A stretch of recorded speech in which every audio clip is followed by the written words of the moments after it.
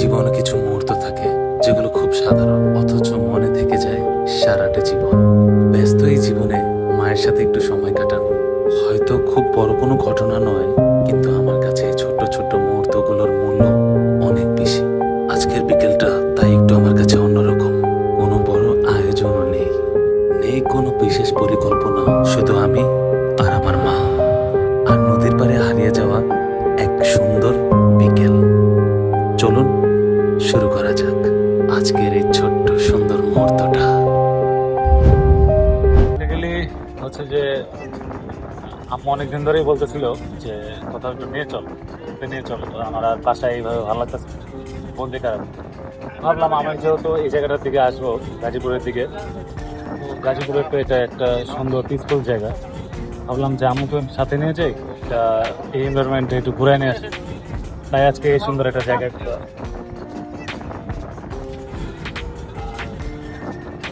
সত্যি কথা বলতে আম্মু তো অনেক অসুস্থ, তো আম্মু অনেকদিন ধরে বলতেছে যে ভাল লাগে না, আমার আর ঘরে ভাল লাগে না, বন্দি কারাগার মনে হয় যে আয়না ঘরে আছে, আয়না ঘরে আছে, এরকম মনে হয়। তো আমি আজকে নিয়ত করে আসছি যে না, আজকে আম্মুকে নিয়ে যাব, নিয়ে আর কি এরকম একটা এনভায়রনমেন্টে ঘোরাবো। তো ওনার পায়ে সমস্যা, তবু অনেক জোর জবরদস্ত করে আর কি উঠাইলাম। উঠানোর পরে বলতেছে না খুব ভালো লাগতেছে, এই আর কি। আম্মুর থেকে শুনি আম্মুর কেমন লাগতেছে। এই যে আসলা যে ছেলের সাথে কেমন লাগতেছে? এই যে বন্দি কারাগার যে ঘরে ছিল, যে বন্দি কারাগার থেকে এখন বাইরে বাড়ছি, সবাইকে দেখতেছি, জনগণকে আর নদী দেখতেছি, খুবই সুন্দর লাগতেছে, খুবই এনজয় হইতেছে। তাহলে আমার একটা ধন্যবাদ জানাও। ধন্যবাদ, আই লাভ ইউ।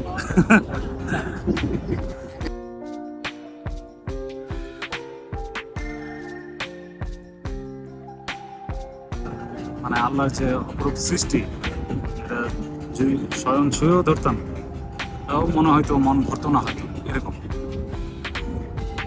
এরকম একটা ফিল।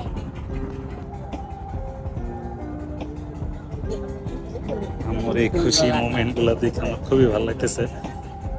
মনে হইতেছে যে না, ছেলে হিসেবে আমি হয়তো সার্থক। ওনার এই যে একাকিত্ব লাইফ, বাবা মারা যাওয়ার পরে তো একা একাই থাকে বেশিরভাগই।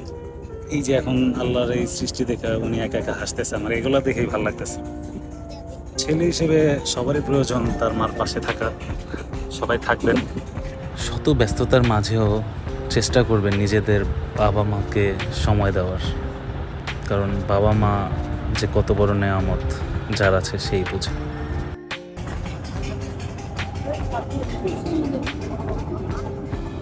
তারা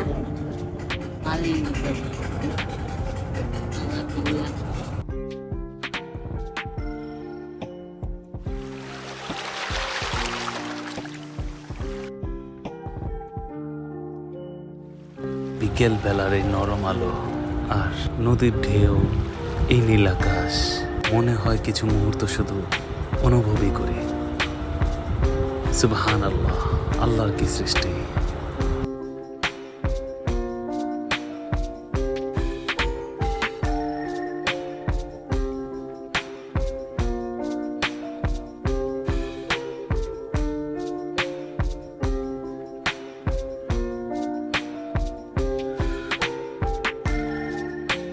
সবাই সুযোগ পাইলে মাঝে মধ্যে এরকম একটা পিসফুল জায়গায় আসবেন, আসলে ভালো লাগে। বিকেলের ওয়েদার জাস্ট অন্য লেভেল।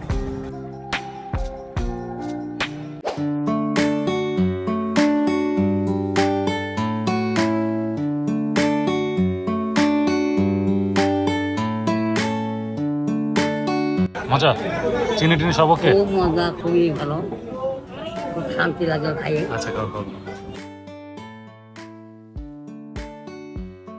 এই মাথাটাও আপনারা ট্রাই করবেন। এই আপনাদের গাজীপুর জেলার হচ্ছে মকজবিলের দিকে আসলে খুবই মজা, আসলে ঘন একদম একদম অস্থির একটা ফিল আসে। আর অবশ্য মামা আমাকে চিনি, আমি আসলে স্পেশালভাবে বানায় দেয়, তো আরও মজা লাগে।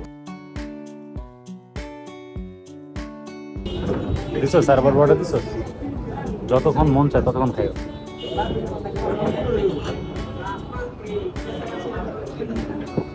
আর একটু ঠান্ডা বাড়াই দিবে, একটু ঠান্ডা দিবে। তুই খাবি?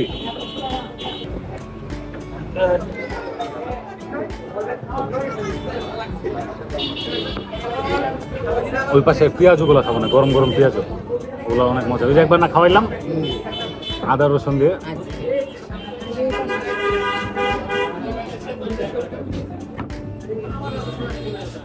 আচ্ছা ট্রাই করি।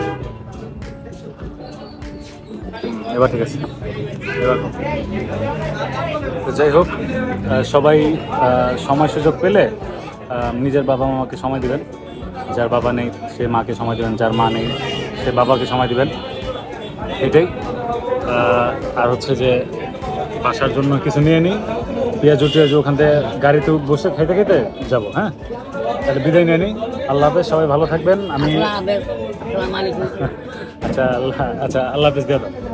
আল্লাহ হাফেজ, আসসালামু আলাইকুম। আচ্ছা আম্মু বিদায় দিয়ে দিল, আমিও বিদায় নেই। ওনার জন্য সবাই দোয়া করবেন, উনি যাতে সুস্থ হয়ে সারা জীবন আমার পাশে থাকে। আর উনি ছাড়া আমার আসলে কেউ নেই। আর হচ্ছে এই ব্লগটা কিন্তু আবারও আমার এই ইউটিউবের জন্যই। সবাই ইউটিউব চ্যানেলে যাবেন, সাবস্ক্রাইব করবেন, আর ভিডিওটা ভালো লাগলে লাইক কমেন্ট শেয়ার। আল্লাহ হাফেজ। টাটা টাটা দিয়ে দাও, টাটা টাটা, আসসালামু আলাইকুম। টাটা।